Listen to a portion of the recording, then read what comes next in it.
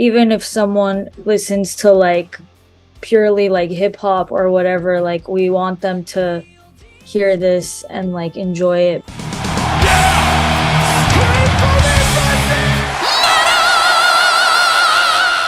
Hey everyone, welcome to the channel. My name is Belgian Jasper. If this is your first time in the channel, hit subscribe right now.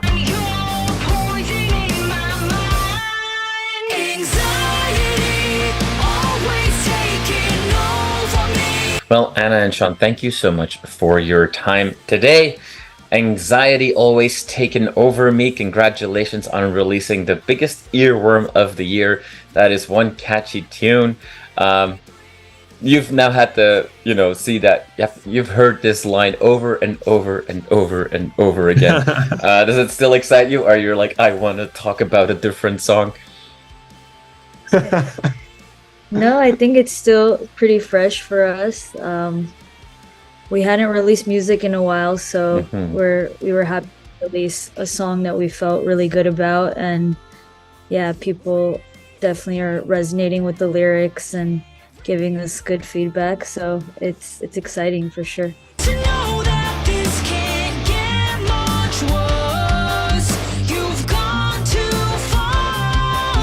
You guys are part of, it seems like, a bit of a newer wave of rock bands that are not afraid to allow yourself to be colorful, to have fun, upbeat music. But at the same time, you're dealing with some darker themes here. Let's just start maybe in the music and that vibe. Like, is it properly timed now for rock to be a little bit more colorful? I think so, yeah. I mean, coming out of a pandemic, definitely changed a lot of the songs that people were writing.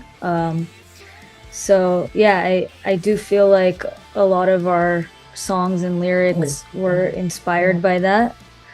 And I feel like in regards to mental health, I feel like a lot of bands have touched on it over the years. It's only like the past maybe like 5-ish years where it's talked about a lot more, not just in music, but in pop culture, movies, whatever. And I like that. I like breaking the stigma of it all and talking about it with your families, your extended families, something that doesn't really happen on a day-to-day basis. Right. Even checking it and making music like this kind of promotes those conversations. So that's what I'm trying to do.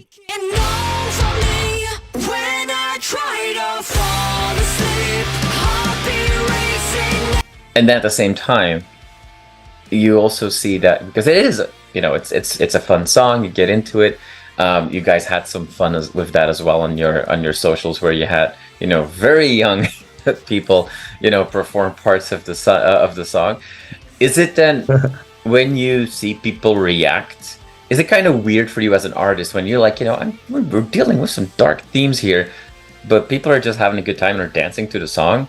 Like, is that weird to like, hey, aren't you paying attention to what we're saying? Like, you should be depressed. Like, you shouldn't be happy and dancing on this song. Like, what's that experience for you? Good. If it makes them feel good, that's what we're trying to do. And it's sad to say this, but even like kids deal with anxiety right now, like especially like post-pandemic, so like we have a lot of like nieces and nephews, and like they're all dealing with it as well. And what anxiety is, which I feel like I didn't at that age, it sucks, but also like knowing that as humans we all experience that, and we can still celebrate life and like have a good time, and know that like as long as we face it and we don't like bottle it up, we'll be okay. Like, that's kind of the message we want to have with the song, and hopefully like having the kids like perform it. It is weird like hearing them sing those words, but it's also like it's fun because it's a way for them to express themselves as well. Anxiety always taking over me when I try to fall asleep. When you narrowed that down to what you just said, like, let's try to have a good time despite some of these things, or to compensate maybe for that. In the video, you take this to even the extreme, where it's like people are forced to have a good time, fueled by the anxieties and you know, in a very dark mirror or a black mirror-y kind of way. We do learn that no matter where AR and VR goes, there will always be popcorn involved going to the movies. So that's good. Are these the themes? Like as you say, this is the first of 3 songs that will or singles that will deal with these topics. We know that you guys are thinking or already working, I'm not sure, on also a comic book. Will that theme and the vision or the style, the imagery style of the video that we saw, is that going to be very close to what we should expect from that comic book? I don't think so. I think it's kind of a separate thing. Okay. This is kind of like our mental health project, and the comic book is kind of just this story, fantasy sci-fi story we've been writing for the past like 4 years. Okay. Definitely has elements of dealing with, you know, hardship, mental health. But I don't think it's really necessarily related Linked. to health. Right. Yeah. I think most protagonists in any like story have to overcome something, so it does have that theme in there, but it's not like the EP is definitely its own thing, and then that comic will be released with its own set of songs. So we'll have our mental health EP, and then we'll also have a 4-song comic book related EP, which will working be titles, I assume. right. Both out next year, just spread out next year.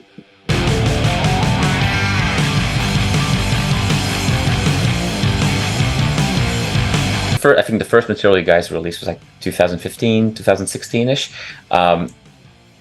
Everybody, no matter who you were, where you lived in the world, the pandemic kind of forced you to deal with your inner demons. In some cases, you didn't even knew that you had those. Everybody that listens to you now has gone through that to some extent. So do you see people react differently to your music now? I definitely feel like we get more comments of like people being open about what they're going through. You just see a little bit more of like open communication about it, which is really nice. And I don't know if it's because the songs have changed as well, and it's giving people that like platform to speak on, but I definitely do see that more. And yeah, it's definitely cool to see people speaking up. Trapped inside a cell, holding your own hand. There's this element of musical fun that for me stood out, was created by seemingly seamlessly interweaving different, you know, influences and genres. And in one song you could have like, you know, some Halestormy kind of rocking, but you would have some Iron Maiden gallopy riffs in the background as well. I mean, as you can see, I'm a bit of a Maiden fan. And then there's some screamo in there as well. When you guys are writing and creating, as a listener, it feels like you guys just kind of go on a journey and see where it takes you, or is there a bit more of a blueprint going into it, going like, this is the direction we want to go? I think kind of like as long as it's under the umbrella of rock, you know what I mean? Like any like subcategory of rock we're like open to. Okay. So that's why it's like sometimes when I'm writing, I try not to be super metal, so I keep that in mind, like kind of tone it down a little bit, because I don't think we're a metal band, but we definitely have elements of it. Right. And that you can't control, you know? Yeah, that like his influences leak through, mine leak through, and then with some co-writers and like a new producer, so like everyone kind of put a little bit of like their ingredients in the song, just I feel like it just all does fall under that rock umbrella, which is nice, but we want to make it a little different than like the songs you hear all the time on the radio. On radio, yeah.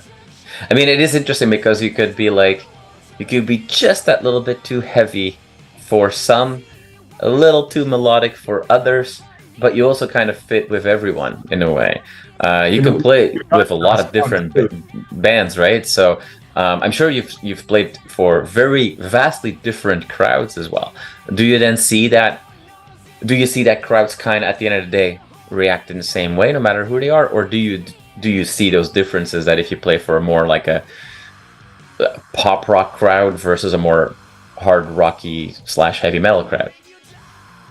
That's a good question. I feel like we have played for a bunch of different and it usually gets like a similar response, I would say, right? Yeah, like for sure. we hope that it's like kind of in that world enough where like people react the same way.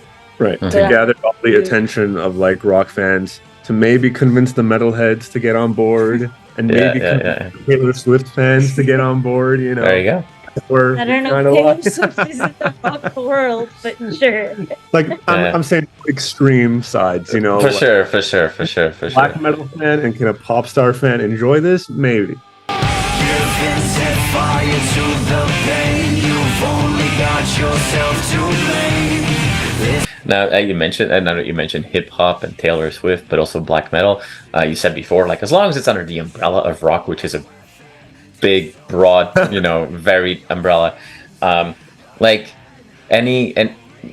it happen recently that either of you brought something to the table and the other was just like, no, come on, like now you're just pushing it?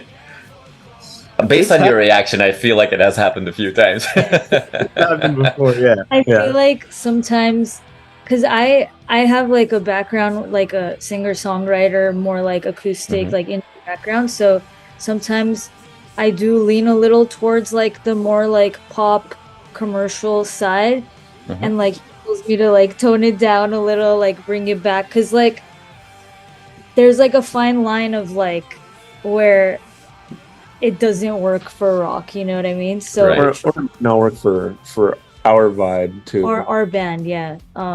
When I overdo it with the riffs, I'm like, okay, this is not gonna work for this project, you know. Yeah. Like playing like Dimmu Borgir style like riffs in this band, you know. But I think as long as we're self-aware of that, we have a good way of balancing. Yeah. I'm suffering with you. I can barely breathe. You can't take the rest. There's more singles coming out, and there will be a comic book coming out that also will have music to it. So it's gonna be like continuously busy. Taking this on a promotional road and playing these songs live, like from that perspective, what could we expect? Like, when are we going to see you play live? And obviously, being in Toronto, when can we see you up here in Canada? Yeah, we're hoping to like tour next year. Right now we're mainly playing like in California, around California. But the goal is like with the comic too, like doing like a little tour maybe. He's been talking about doing like a comic book store tour if the stores are big enough, and if if we could pull that off, that would be really fun to do. I don't know if there are a couple of good ones here in Toronto, so let's make that work. That would be fun. We're dying to come to Canada. We just worked, so on that EP we worked with David Bottrell, who is from Canada, and he told us all about it, and I just feel like we want to go so bad. You can't take the rest of me. Thank you for your time. I really appreciate it, and look forward to the new material coming our way. For sure. Thank you so much. Thanks for having us.